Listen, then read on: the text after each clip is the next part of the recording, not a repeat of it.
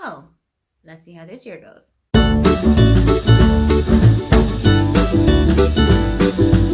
Hi, welcome, come on in. My name is Aoife and today I am wrapping up what I read for 2023's Buzzword Challenge and also giving you what I might read for the 2024 round. Buzzwordathon is hosted by Kayla from Books with Lala. She does this every year and you can do it in two different ways. You can take the word for the month and you can either spend a whole week reading books that have that word in the title, or you can do one book every month. I am going to do the one book every month road. I have done it like that every time that I've taken this challenge and I am so excited to get this one done.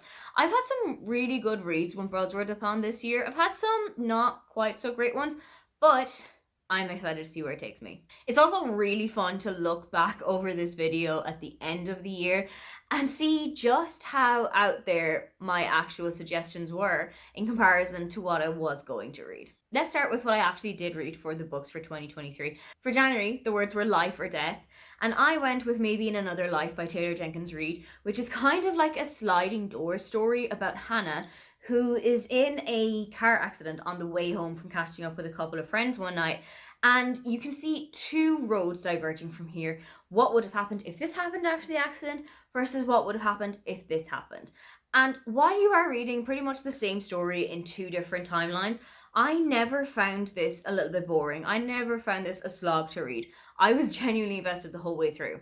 There are, of course, times where you think, oh, is this also going to happen in both timelines? Oh, could this have happened anyway? And it was so interesting to follow her life and her journey and see what would have happened whichever way the coins fell. For February, it was a verb, and I read Thank You for Listening by Julia Whalen. This is Julia's debut book, but she is an audiobook narrator and she wrote about an audiobook narrator. So I found that this was such an immersive read because you are reading about it from somebody who knows so much about the story, from somebody who really knows how it works. It is a kind of a workplace romance in that both of the main characters are audiobook narrators, and I found that this was such a really great way to connect the two of them.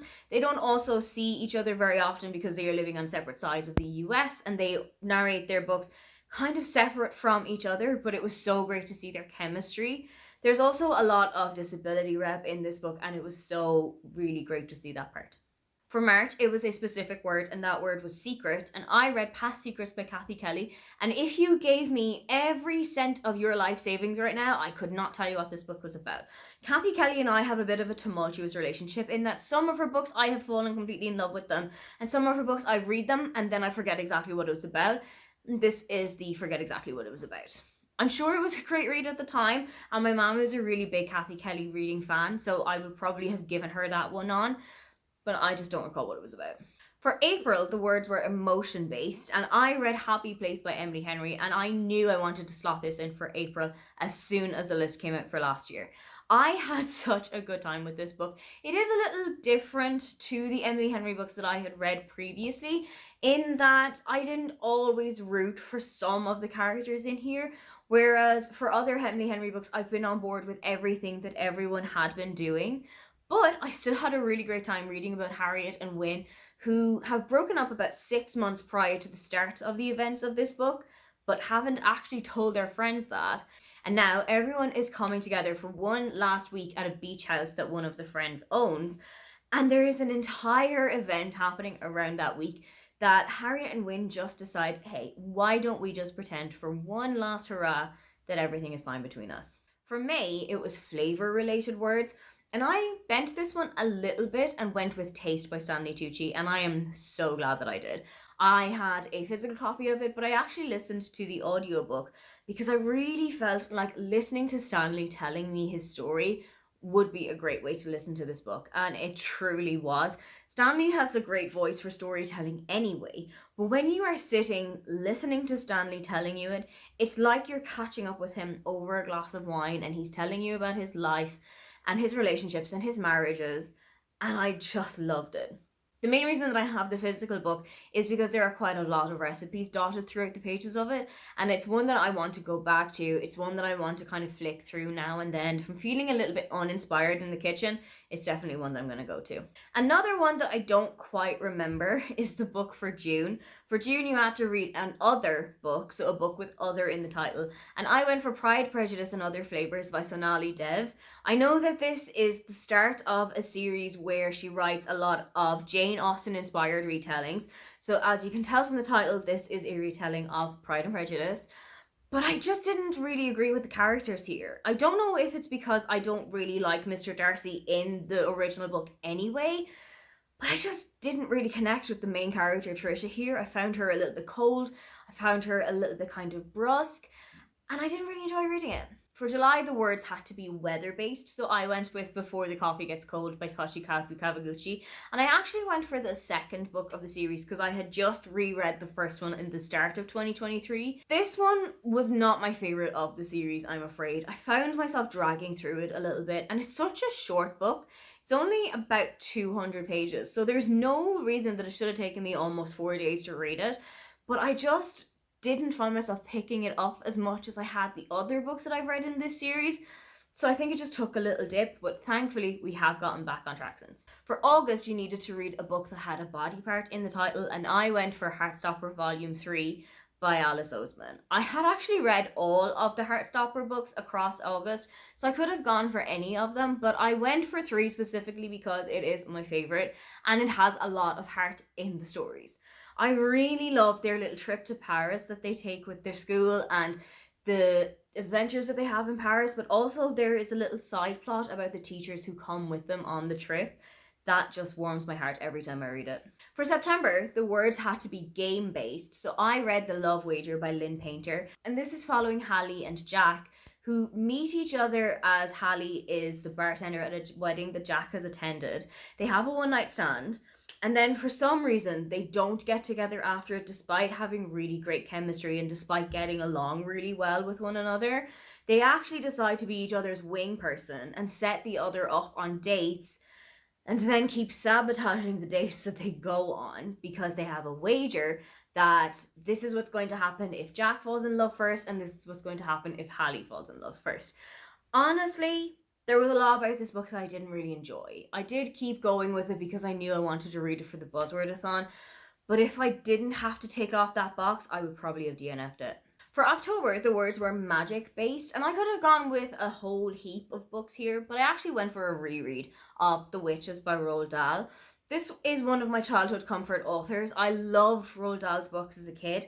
As a 31-year-old reading The Witches, it's a little bit of a different experience. You do see a lot of kind of awful depictions of women, for example. It's not a book that has aged very well, but it just has that little childhood nostalgia for me. For November, the specific word was good, so I went back to the Before the Coffee Gets Cold series and I read the newest book in the series, which is called Before We Say Goodbye. This is, as you can imagine, a lot of stories about loss, about grief, about saying goodbye, about bereavement, and it is completely heartbreaking.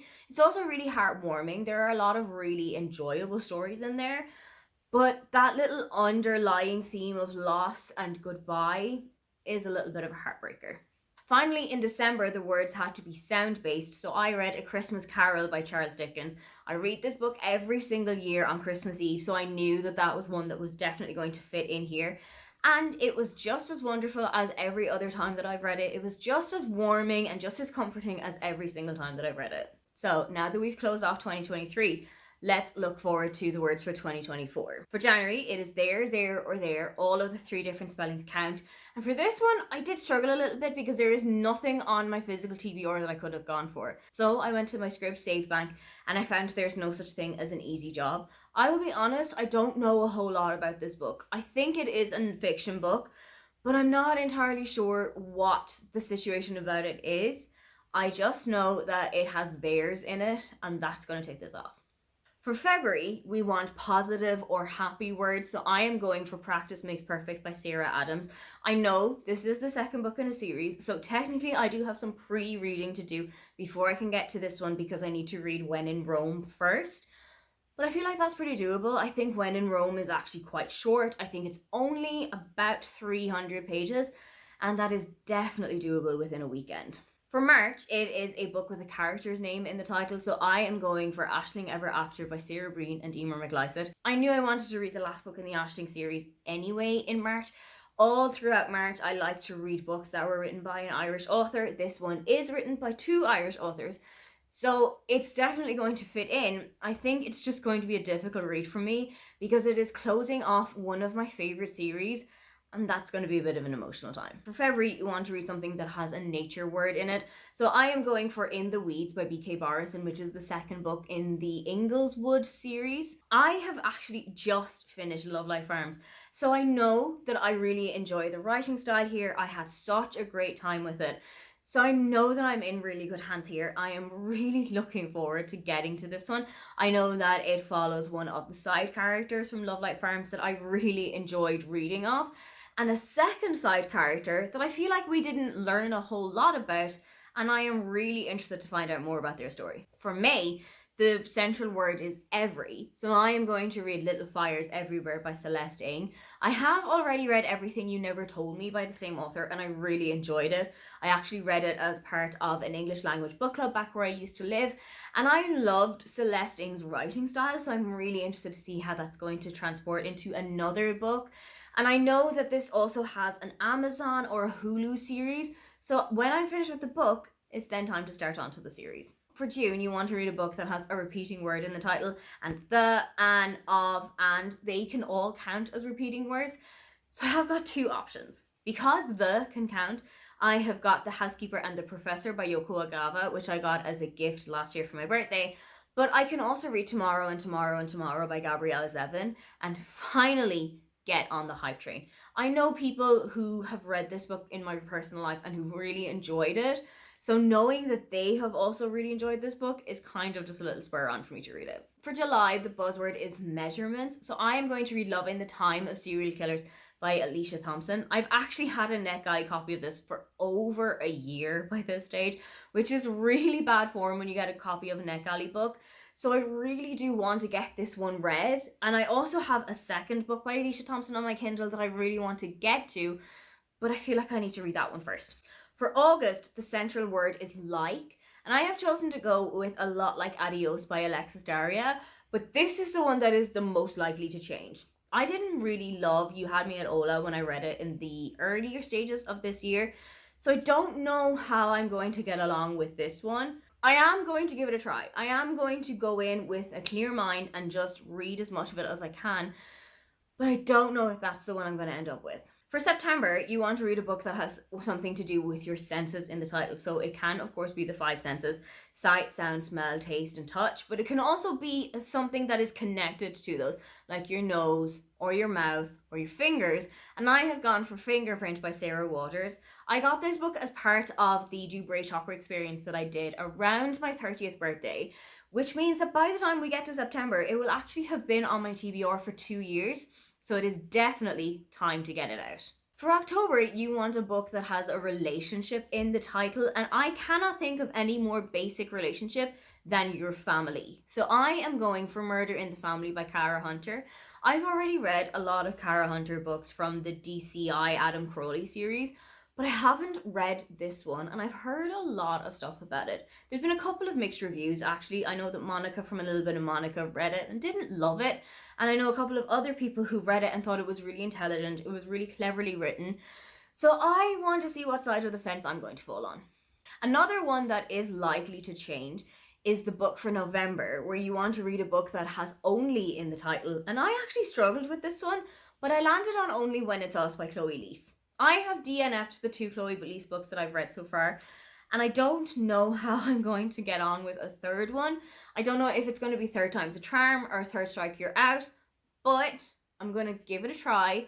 Let's see if we actually find another book with only in it when we get to November, or if this is the one that I'm actually going to read. For December, you want a word that is related to holidays in the title, and I have gone for The Christmas Swap by Talia Samuels.